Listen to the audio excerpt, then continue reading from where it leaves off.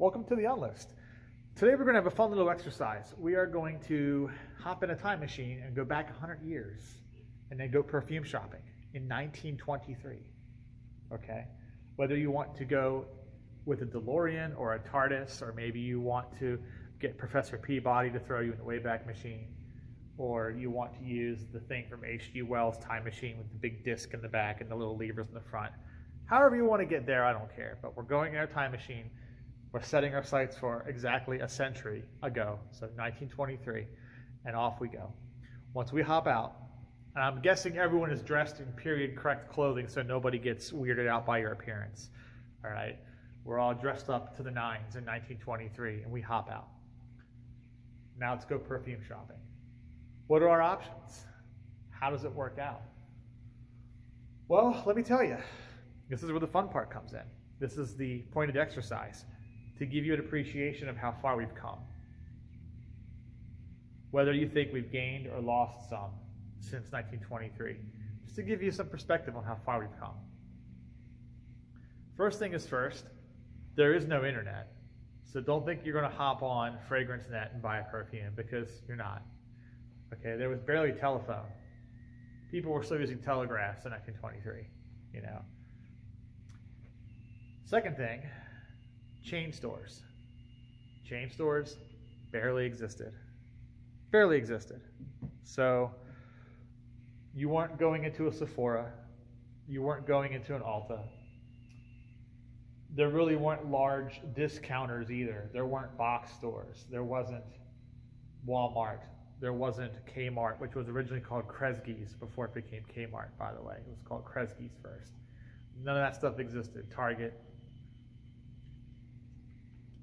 There weren't even grocery supermarkets, okay? There weren't even grocery supermarkets until the 40s.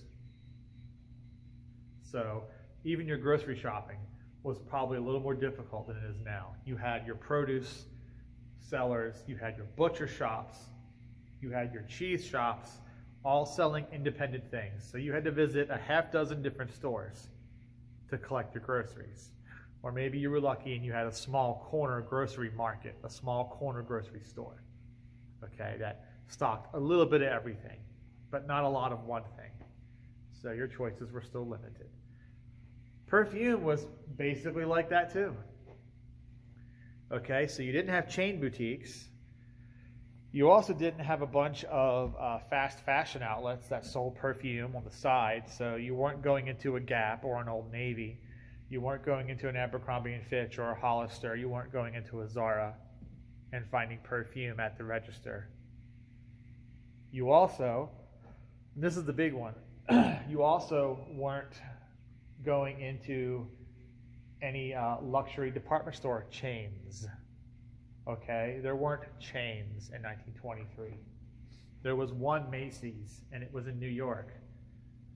All right, there was one brick and mortar Sears and Roebuck store, and it was in Chicago.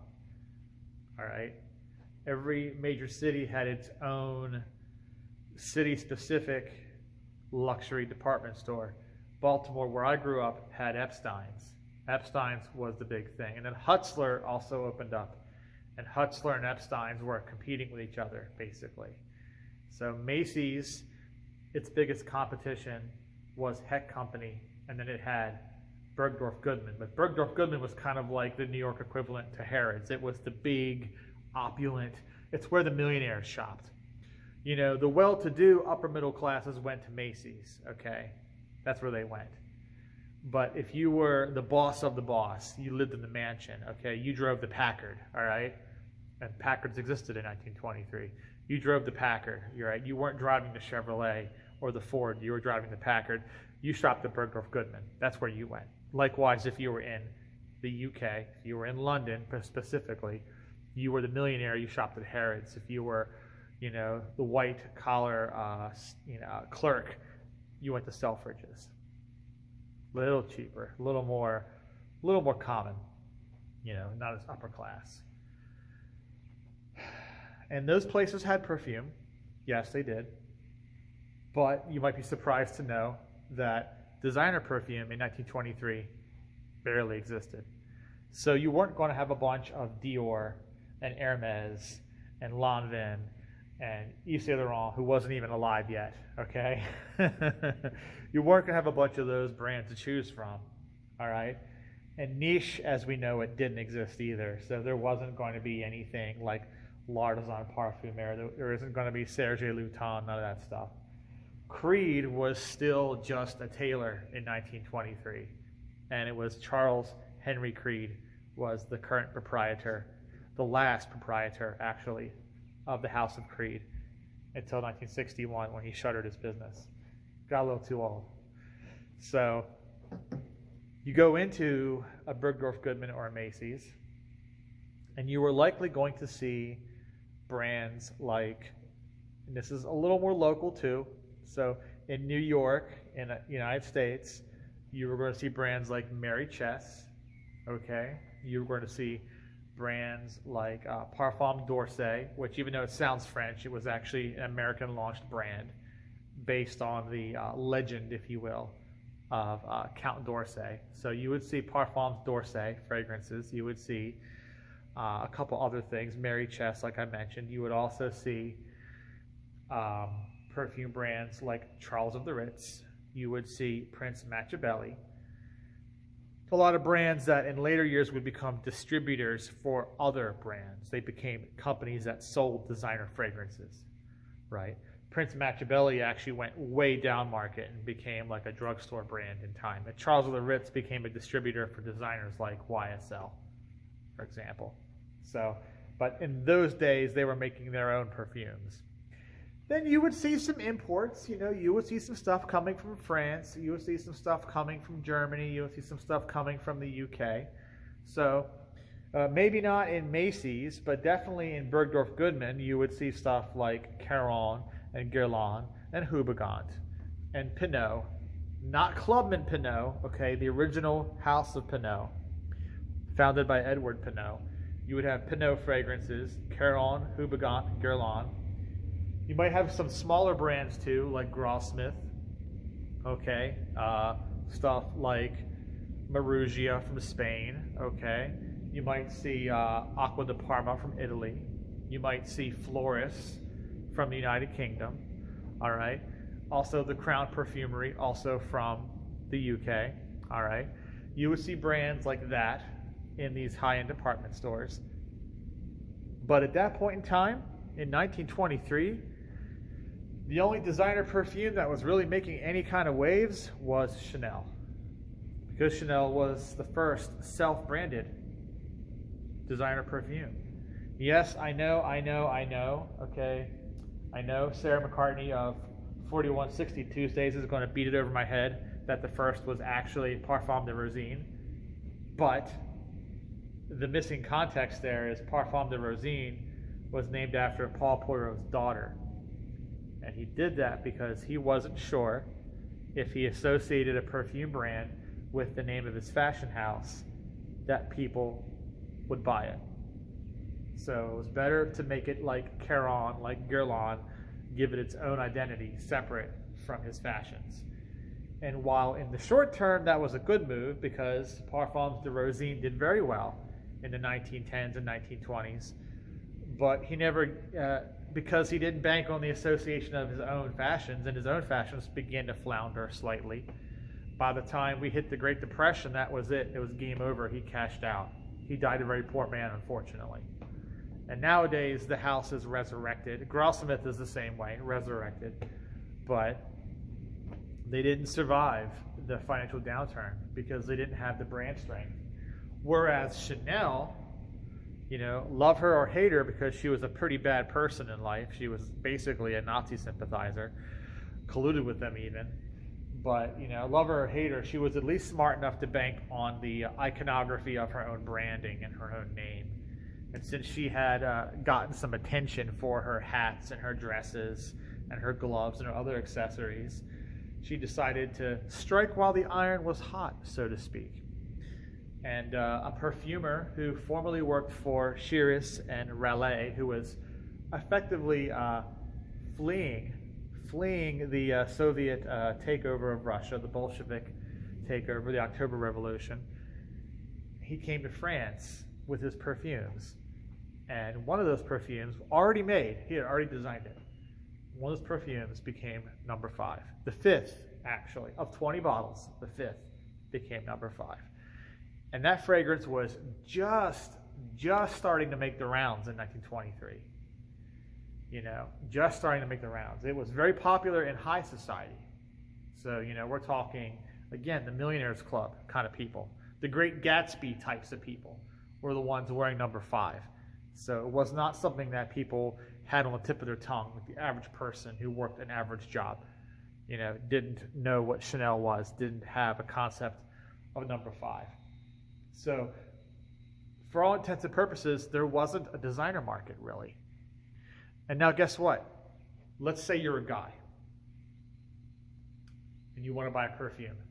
You're stepping out of the time machine with me and we're in 1923, and you're a guy and you want to check out the latest fragrances for men.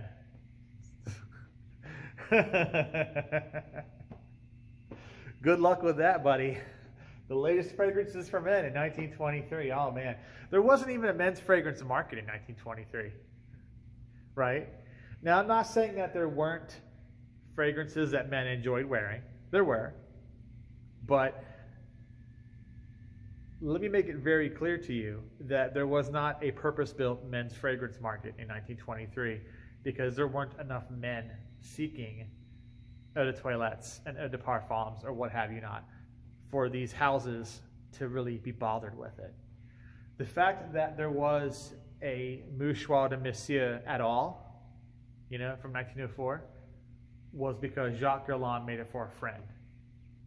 And then when you make any perfume, you're a perfume house, and you've got to make it in quantity. You can't make tiny little small, but you got to make enough to the formula, right, for it to work out, the economy of scale. So that meant people who knew about it, and I've mentioned this in my video for that, people who knew about it through word of mouth could go to the Champs-Élysées boutique and ask for it. But it wasn't advertised, and it wasn't bottled. You had to get, you know, a Lalique or a Baccarat bottle and then go ask for it. And then they go, okay, sure, we'll sell you some by the dram or whatever, however they sold perfume like that, loosely. You know, loose perfume sales. But beyond that, Caron wouldn't make a man's fragrance until 34. And that was a big deal because when that came out, Pour un homme, for a man. Caron fragrance, for a man. That was the name of the fragrance, for a man. That was a big deal because no one had done that before. Okay? Guerlain had technically done it, but like I said, they didn't really advertise it, didn't really make it commercially available, so it doesn't really count. Houbigant had Fougere Royale before you guys go, actually. You try to, actually, guys, actually. Before you do that, let me stop you right there. That was not considered a man's fragrance when it first came out. That was just the Fougere subject, the fern subject was just a fragrance. It was an abstract. And in time, you would see the advertising for it evolve towards men because it turned out that more men liked it than women. Jicky at first was more popular with men, although the target market was not men, at least not as far as the Guerlain house is concerned. Maybe Amy Guerlain was making it for a secret male lover. I've discussed that already. But the fragrance was targeted to women, but men liked it more. But eventually, that needle would switch back the other way. Fougere Royale was just kind of set to neutral. And then over time, it went more into men. The same song and dance with Canois from 36 and Old Spice from 37. Both of them were originally meant for women, but guys liked them more, so they got rebranded as men's fragrances. But we're talking 1923. We're not talking 1933 or 43. We're talking 23. So that meant if you were a guy and you wanted to smell pretty, well, your options were some aftershave products, some grooming accoutrement, okay? You could get some scented macassar oil for your hair. You could get some eau de quinine for your hair. You could get something like scented talc, which you could sprinkle on your feet and naughty bits so they don't stink. You know, the first commercial aftershaves were hitting the market, so that meant you could get a bottle of, well, no, Skin Bracer was 1931, so you weren't getting Skin Bracer either. Aquavelva, you could get a bottle of Aquavelva. That exists. That came out in 1919, so you could get a bottle of Aquavelva. But beyond that, no, you had Lilac Vegetal, which was a unisex fragrance originally, so doesn't count. You had Bay Rum, which Bay Rum was also not technically gendered either, but again, like with Fougere Royale, more men tended to like the Bay Rum smell than women, but originally was just made to avert bodily odors. You know, pirates and stuff in the Caribbean used it. A.H. Reese was the earliest exporter from the St. Thomas Islands. A.H. Reese exported the Bay Rum, and it was potable back then. You could drink it.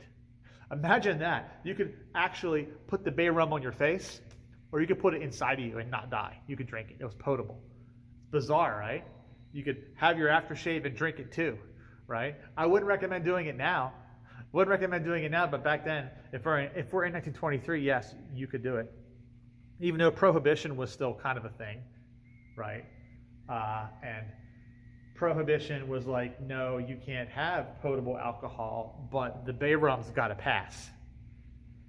And the Bay Rums were given an exception because of their uses as, you know, aftershave and all that. So eventually they would create non-potable versions of the Bay Rum, which used isopropyl alcohol and stuff like that. Don't drink those, guys. You will not live. I don't want to see anything happen to you because you drank some Bay Rum. But yeah, guys didn't really have choices, you know, unless you were lucky enough. And these were very niche products back then, very niche products. If you were lucky enough to have a barbershop or an apothecary that specialized in preparations that men enjoyed. They still weren't necessarily gendered. They weren't for man or pour homme or womo or any of that stuff, but it was kind of implied, okay? It was suggested. It was suggested. And we're talking about apothecaries like C&O Bigelow in New York, like Caswell Macy in New York, like D.R. Harris in London, okay? We're talking barbers like William Penalligan, okay? We're talking G.O.F. Trumper, all right? Even the original House of Pinot was a barbershop before it was a perfumer. And then you also had a few rare examples from some smaller perfume creators, okay? There was a couple of men's market things from florists, from the Crown Perfumery, stuff like that. But these were niche products, guys, okay? So stuff like Eucharist and Nietzsche 10 were very niche products. And the fact that they were sold to men made them more niche because the average guy did not really wear perfume.